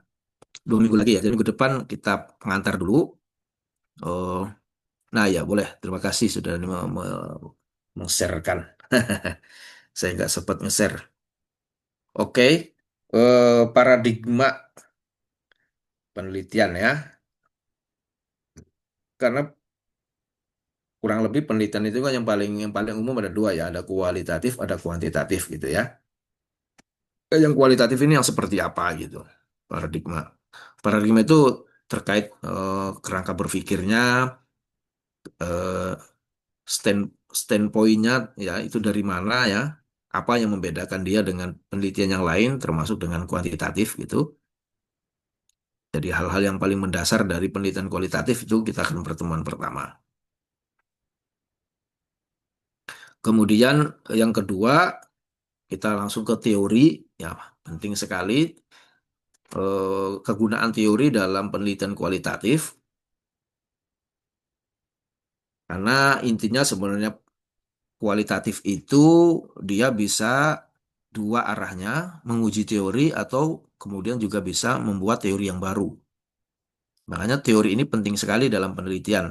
Kerja-kerja ilmiah itu ya jantungnya di penelitian ya. Dan penelitian itu ujungnya adalah ke teori. Karena apa yang ditemukan dalam penelitian itu nantinya akan jadi teori.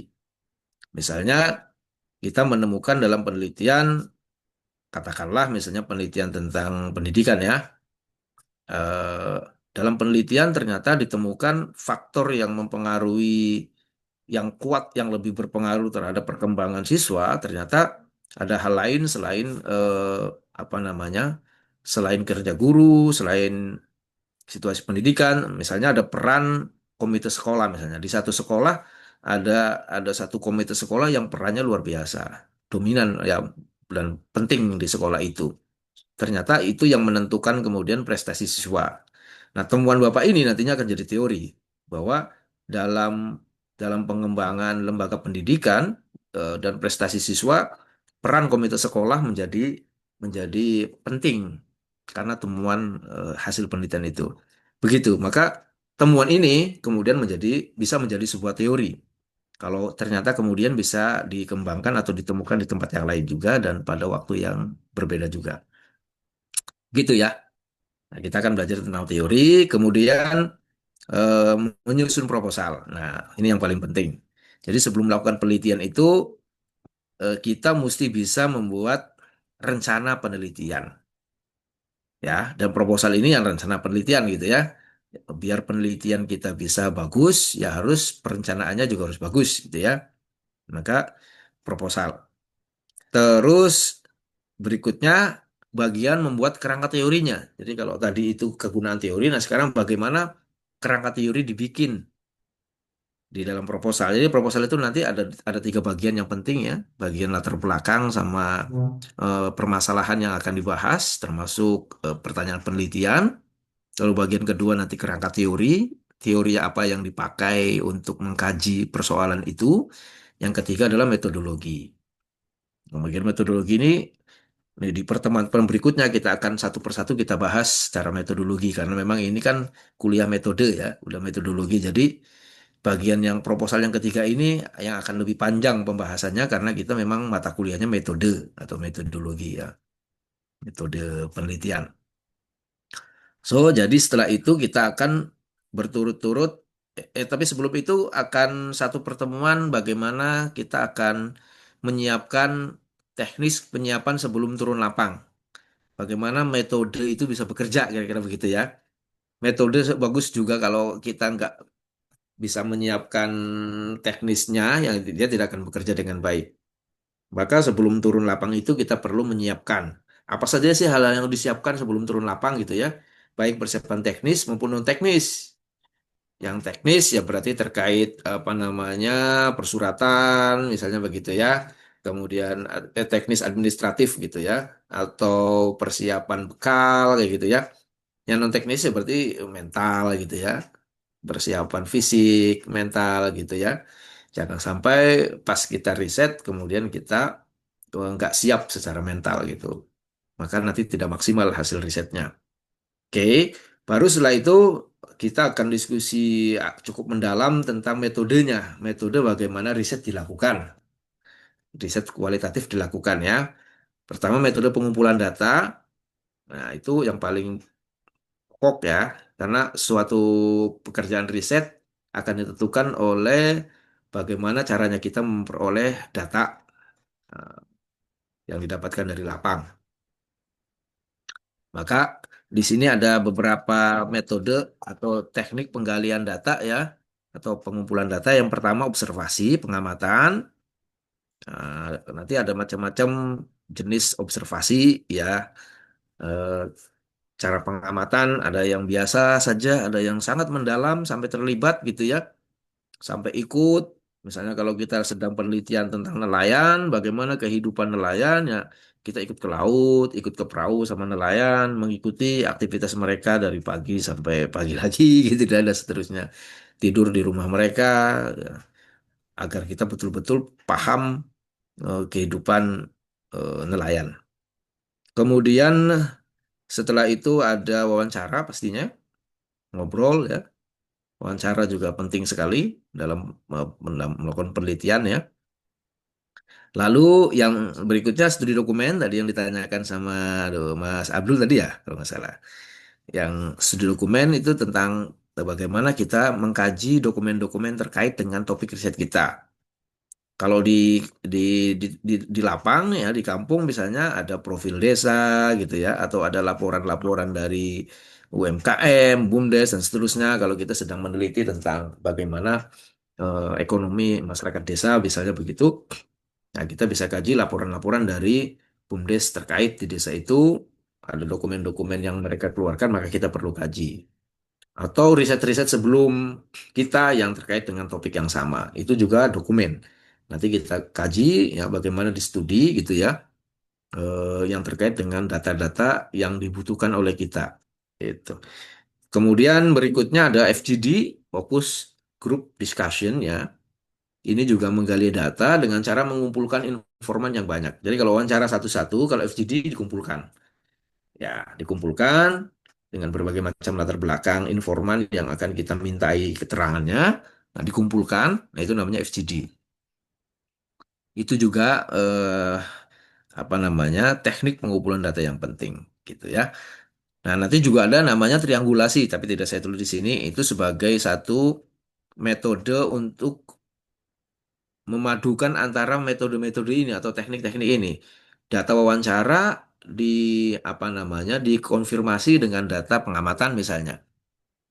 Kita ngobrol sama orang, bla bla bla bla bla gitu ya. Nah, nanti kita cek dengan pengamatan, bener nggak yang dia bilang itu gitu. Nah, itu namanya triangulasi. Metode untuk mengkonfirmasi antara satu satu data yang didapatkan dengan satu teknik pengumpulan data dikonfirmasi dengan teknik pengumpulan data yang lain. Yaitu namanya triangulasi. Nanti dibahas di bagian FGD karena FGD ini biasanya dia akan banyak mengeksplorasi data-data yang masih tertinggal, tersisa maka didalami di FGD. Oke, lalu berikutnya ada teknik analisa data dalam dalam kualitatif ya, bagaimana data dianalisis sampai menghasilkan kesimpulan sehingga kemudian bisa menjadi hasil kesimpulan-kesimpulan yang bisa terpercaya, yang bisa dijadikan rujukan oleh peneliti-peneliti yang lain dari hasil yang kita dapatkan. Lalu bagaimana membuat refleksi teoritis gitu, ini juga penting nih. Jadi selain kita mengeksplorasi data juga nanti kita akan merefleksikan. Ini secara teoritis ada yang baru nggak dari apa yang kita temukan. Nah, refleksi teori ini menjadi semacam senjata pamungkasnya peneliti gitu ya. Karena dia menemukan hal yang baru yang kemudian akan dia pertanggungjawabkan secara teoritis ya. Bisa jadi dia meruntuhkan atau menjatuhkan teori yang sebelumnya yang sudah pernah ada yang dia teliti, ternyata di lapang dia mendapatkan sesuatu yang baru, maka kemudian dijatuhkan. Atau untuk melengkapi teori yang sebelumnya itu tidak selengkap yang didapatkan yang baru ya. Nah, dulu saya waktu S2 seperti itu ya. Saya mendapatkan fenomena baru yang oleh teoritisi sebelumnya tidak dibilang atau tidak disampaikan atau tidak dirumuskan karena orang Prancis. Teoritisinya orang Prancis yang saya pakai itu namanya sosiologinya Pierre Bourdieu namanya, orang Prancis. Saya kaji teorinya dia, lalu saya lihat fenomena di Indonesia, dan ada satu fenomena di Indonesia yang tidak tercapture ya, tidak masuk dalam teorinya dia itu. Nah, saya temukan hal baru itu dan saya pertahankan di depan penguji. Kalau saya bilang, ini Bourdieu ini ada yang luput dari Bourdieu yang tidak dilihat gitu. Karena dia belum pernah ke Indonesia, jadi tidak melihat fenomena ini. Saya sampaikan dan berdebat cukup lama dengan penguji saya untuk mempertahankan temuan lapang saya sebagai refleksi teoritis saya. Oke, kira-kira begitu. Jadi nanti refleksi teori penting juga untuk dikaji dan terakhir kemudian adalah membuat laporan. Dan paling terakhir karena muara atau inti dari pekerjaan penelitian adalah kita buat laporan.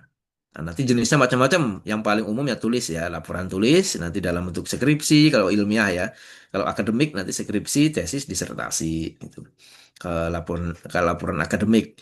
Nah, kalau yang non akademik ya nanti dalam bentuk artikel, jurnal ya, itu pun masih akademik ya, tapi maksudnya bukan proses akademik atau sekolah gitu. Karena artikel itu ya untuk macam-macam kebutuhannya, bisa ikut seminar, simposium dan seterusnya. Atau juga dalam bentuk artikel-artikel bebas ya opini. Bisa dalam bentuk opini, laporan risetnya seperti jurnalistik. Jadi kalau jurnalis-jurnalis bikin tulisan itu juga laporan penelitian. Ada banyak jurnalis-jurnalis yang di Tempo, Kompas, kemudian Mongabai, kalau yang jurnalis independen ya. Nah itu banyak mereka menulis hasil laporan riset atau investigasi mereka. Itu juga laporan riset ya. Ada juga yang dalam bentuknya film, dokumenter. Mungkin eh, perlu nanti saya kirim beberapa film dokumenter yang bagus sekali terkait dengan hasil investigasi atau hasil riset yang cukup mendalam ya. Ada kawan saya yang ahli dalam bidang itu. Kalau teman-teman pernah mendengar ada Watchdog, ya satu akun atau ya akun YouTube namanya Watchdog atau yang sekarang Ekspedisi Indonesia Baru yang kemarin merilis buku namanya Riset Indonesia. Nah, itu menghasilkan karya-karya film dokumenter yang bagus sekali yang diangkat dari kisah nyata atau dari apa namanya investigasi langsung, riset langsung, namanya juga dokumenter lalu dibuat film. Itu juga jenis laporan riset kualitatif ya, dalam bentuk film dokumenter. Jadi ada banyak cara orang membuat laporan atau menyajikan laporan hasil penelitiannya. Begitu kurang lebih materi-materinya yang akan dipelajari selama 1 semester.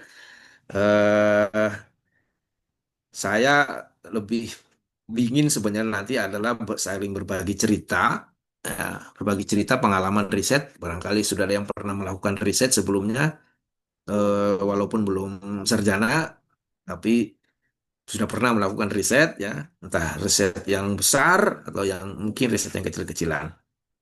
Dan saya juga akan membagikan pengalaman-pengalaman riset saya selama ini di berbagai topik dan berbagai wilayah riset ya. Pengalaman-pengalaman seru dan pengalaman-pengalaman yang berkesan dan tak terlupakan ketika saya melakukan penelitian di berbagai daerah itu. Begitu, em, masih muatkah waktunya ya? Mudah-mudahan ya karena memang space-nya harus satu kali pertemuan. Ada pertanyaan tentang topik-topik ini?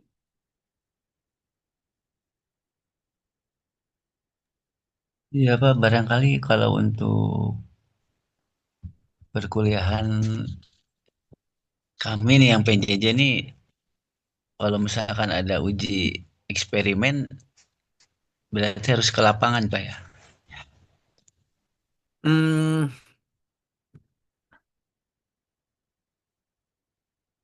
sebenarnya saya juga pengennya begitu, Pak. Ada praktek langsung ya. Cuman kalau di kelas offline biasanya saya saya minta masing-masing itu semacam ada proyek kecil-kecilan riset di wilayah masing-masing tergantung tergantung bidangnya. Misalnya ada yang guru berarti nanti site tempat risetnya adalah sekolahan. Misalnya ada yang mendalami mengkaji tentang karakter siswa atau tentang kurikulum dan seterusnya. Itu biasanya saya persilahkan gitu dan didiskusikan di kelas. Tentunya dengan catatan waktunya mencukupi dan seterusnya gitu ya. Untuk topik-topik yang sedang dikaji gitu.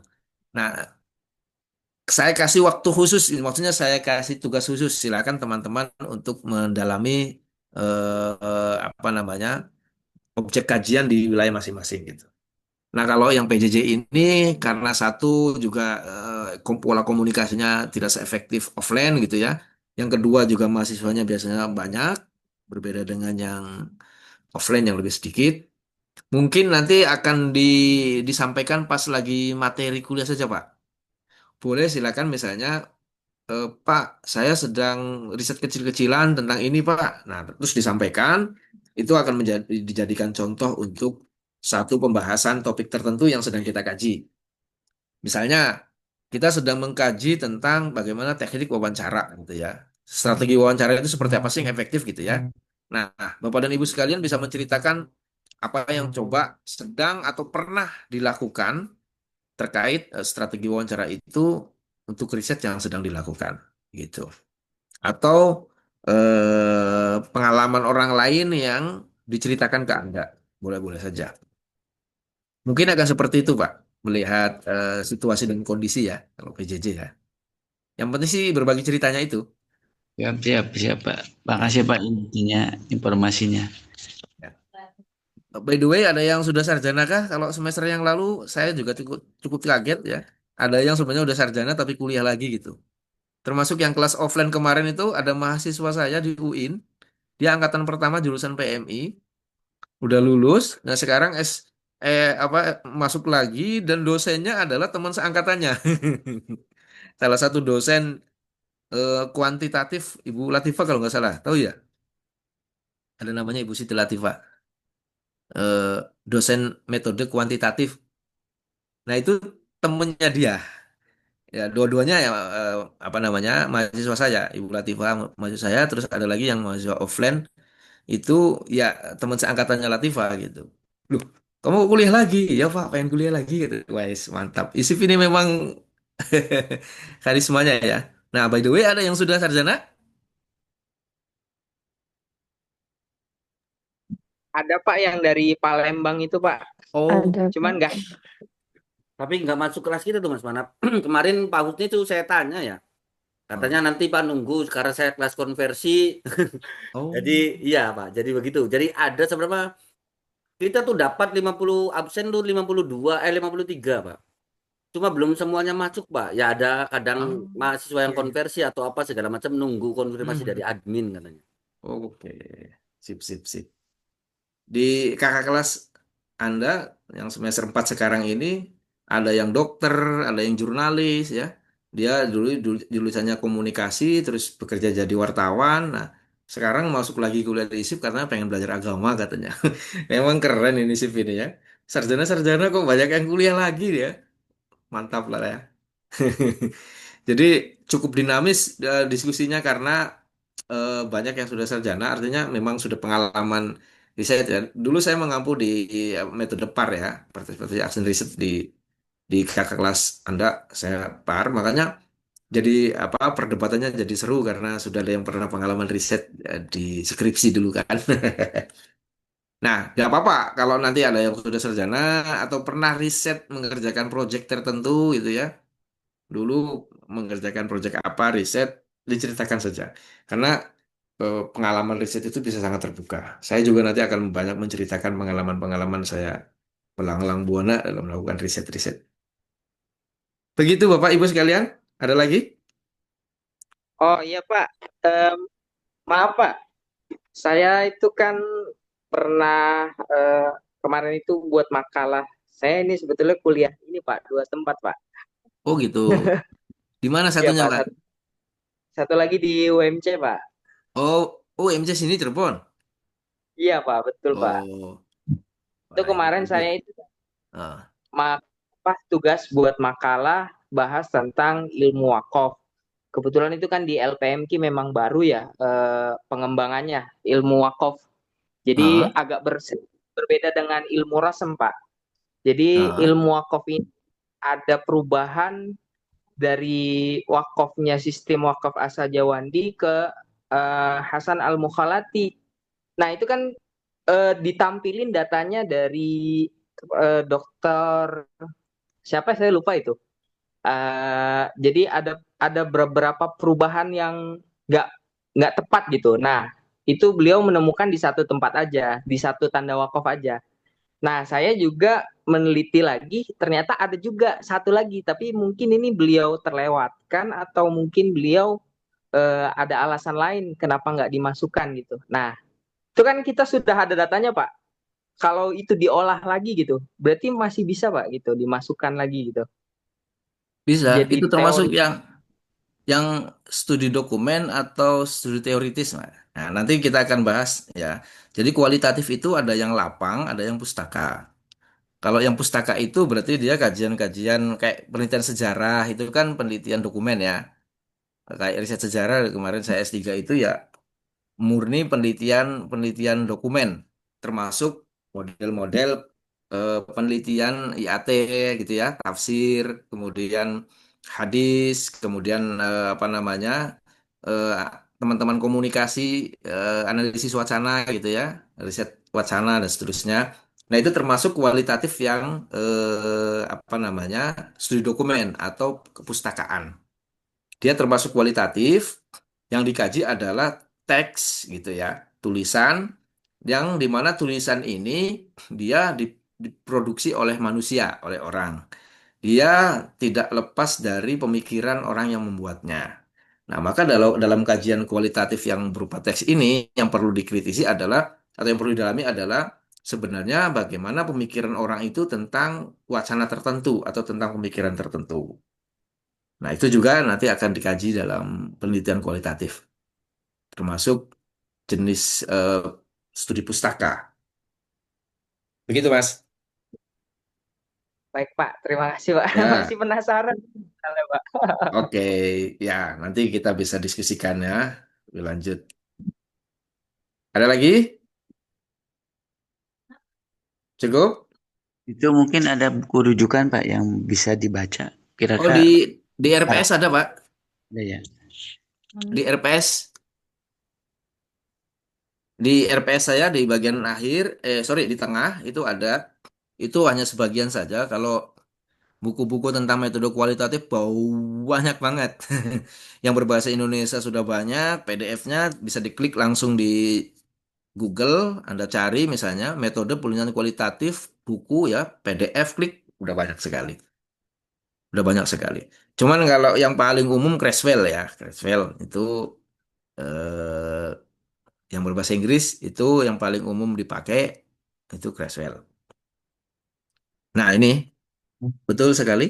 Ini bisa dicek sendiri-sendiri. Ya, kalau mau utuh bisa saya kirim yang berbahasa Inggris tapi kebanyakan karena yang berbahasa Indonesia bisa di-download sendiri. Banyak, udah banyak sekarang kalau zaman saya dulu zaman kuliah S2 apalagi S1 ya. Jarang sekali yang buku PDF berbahasa Indonesia yang free diposting di apa namanya di internet gitu ya. Dulu zaman saya kuliah 2006, 2007, buku-buku berbahasa Inggris free, tinggal di-download banyak sekali. Saya hampir ratusan giga saya punya. Riset kualitatif, riset kuantitatif, PAR, dan seterusnya. Ini hanya sebagian saja saya santumkan di ini.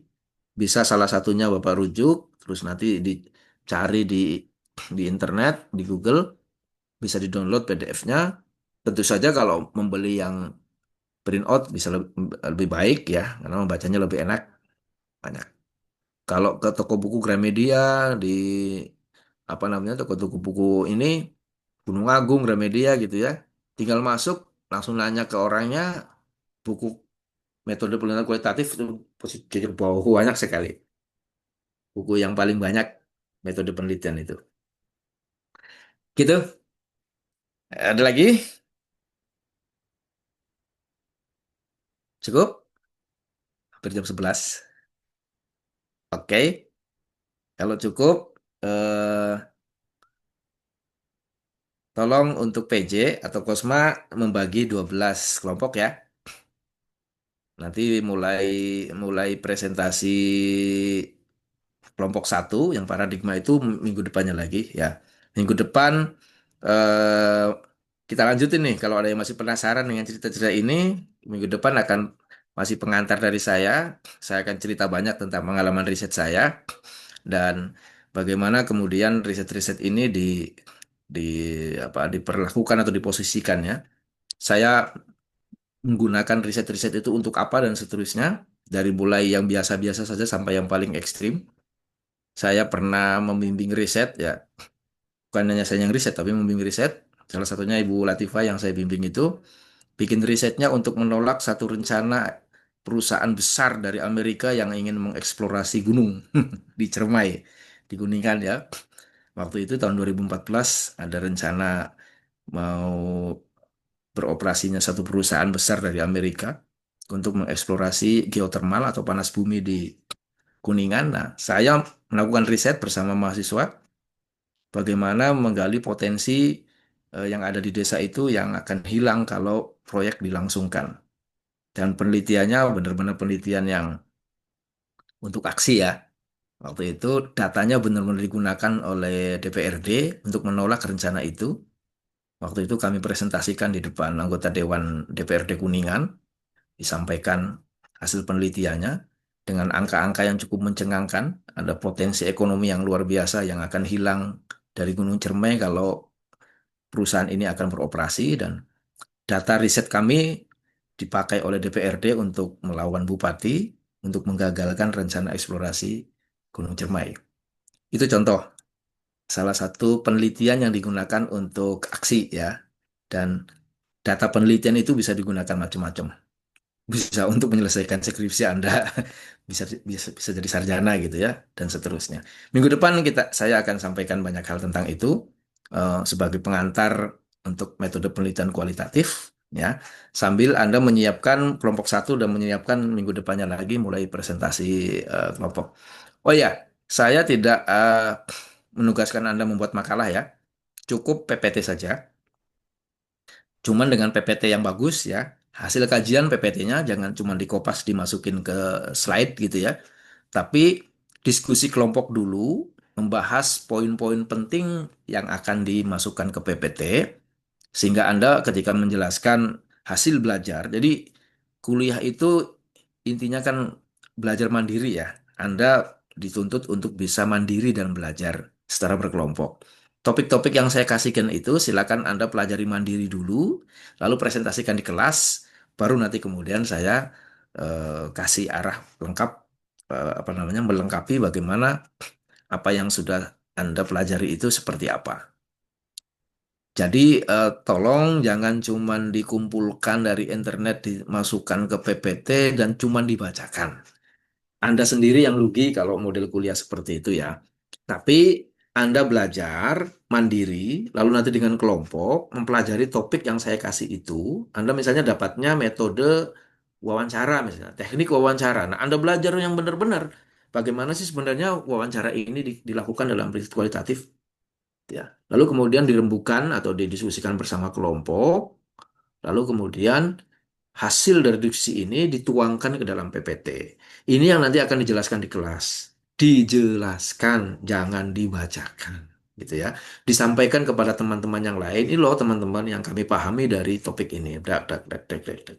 Sehingga nanti ketika ada feedback, pertanyaan itu ya ngalir. Bukan bukan apa namanya, bukan yang pertanyaan yang jadinya stuck gitu ketika ada yang nanya, karena nggak dipelajari cuma dibacakan, jadi ketika ada yang nanya bingung gitu. Tapi kalau sudah dipelajari, sudah difahami, ketika ada yang nanya ya udah siap gitu. Oke ya, saya jadi ingatkan lagi, saya tidak mewajibkan menugaskan Anda membuat makalah, tapi membuat PPT saja cukup dengan kualitas PPT yang kira-kira bagus, hasil diskusi kelompok PPT-nya. Bukan asal jadi dikopas langsung ditempel-tempel di slide. Tapi yang ditempelkan di slide adalah hasil diskusi bersama kelompok. Jadi sebelum membuat PPT wajib minimal sekali Anda diskusi kelompok ya. Ya sangat tidak ideal kalau sekali ya. Yang bagus sih 2-3 kali diskusi konten dulu, berdebat dulu di antara kalian, lalu kemudian disimpulkan. Nah kesimpulannya kemudian baru ditempelkan ke slide untuk dijadikan PPT. Dan itu yang nanti akan dipresentasikan dan akan saya nilai. PPT yang bagus seperti apa dan penyampaian yang bagus dari PPT seperti apa. Tentunya lagi-lagi mau saya ingatkan, penyampaian yang dijelaskan, bukan dibacakan. Begitu ya, teman-teman. Cukup? Jam 11. Berapa? Sudah malam. Oke. Iya, karena memang mulainya juga malam, jadi selesainya juga malam. Ya wajar, Pak. Iya. Minggu depan berarti kita mulai jam 9 ya. Mudah-mudahan saya belum take off ke Aceh, masih di Jakarta kayaknya minggu depan sebelum saya ke Aceh. Jadi masih bisa eh, membersamai dulu. Oke, seperti itu dulu untuk hari ini. Juga mohon di absennya ya. Per pertemuan ya, PJ ya. Ya, Ini Pak. di Nanti ada dikirim habis 35 ini, Pak. atau Nanti 36. habis selesai dikirim. Ya, langsung dikirim di grup saja yang hadir siapa, yang nggak hadir siapa. Biar diupdate per pertemuan. Saya nanti ngerekapnya enak gitu. Kalau selesai kuliah. Oke, terima kasih kalau begitu semuanya. Sekali lagi terima kasih dan mohon maaf kalau sudah malam sekali. Sampai ketemu minggu depan dan selamat berpuasa besok. Terima kasih. Assalamualaikum warahmatullahi wabarakatuh. Waalaikumsalam warahmatullahi wabarakatuh. Jazakallah khair, Pak. Tuh.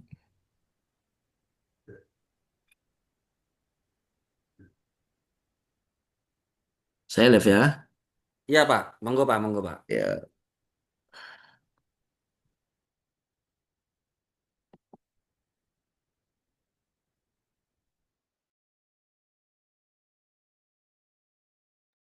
Teman-teman, izin saya izin live ya. Sahur, Ada yang sahur, sahur, sahur. sahur ya. Awas ya, ini jam 21.00 minggu depan. Untuk Pak Avicenna pukul 16.30 hari Ahad ya. Untuk Pak Imad hari Sabat, hari Sabtu. Pukul 14.00 Jam loro sore. awan. Pesantren kilatnya kapan ya? Pesantren petir kita. Gila, pesan kilat, Pak. Iya. Ya wis. Ya, ya, ya. Nunggu-nunggu konfirmasi selanjutnya saja ini masalah nilai ya. Tadi kan sudah konfirmasi tuh masalah bahasa Arab tuh. Lah kita nilai beda, Pak. Durung metu Mas Ron. Durung metu saya bahasa Mbak, Arab saya tuh. Ya izin aneh live sing ya. 10 gak ibadah metu ora. Yes, Pak. Aku live dikit, Pak. Ya Matur wis ya. suwun, Pak. Turu turu turu. Assalamualaikum. Waalaikumsalam. Gimana Mbak anu?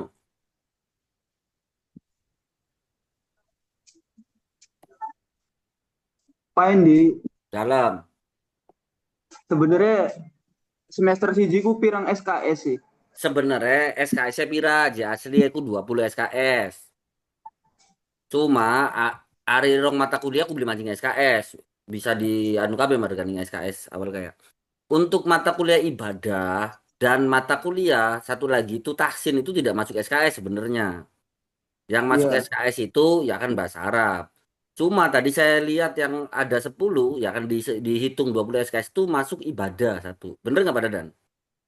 iya Maka bahasa benar. Arab ya benar bahasa Arab tuh belum. Karena saya ngecek Iya, juga ya bukan PJJ saja yang saya cek itu adalah yang offline. Yang offline itu saya lihat ada bahasa Arab, ibadah tidak ada.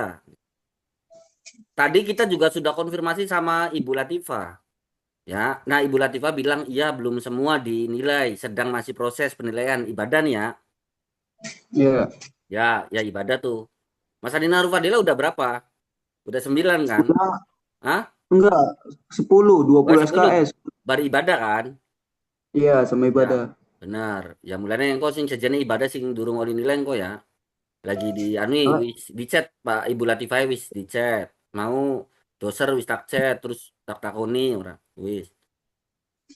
Soalnya kan bahasa Indonesia kan emang bahasa Indonesia, bahasa Arab kan emang mayoritas laka ya. Dari Pak Hendi kan mayoritas durung ana nilai KB. Betul, betul, betul. Di PJJ Mas kan belum ada satupun yang dapat nilai bahasa Arab. tapi kan kalau kita lihat dari SKS kan 20 SKS, berarti kan udah lengkap.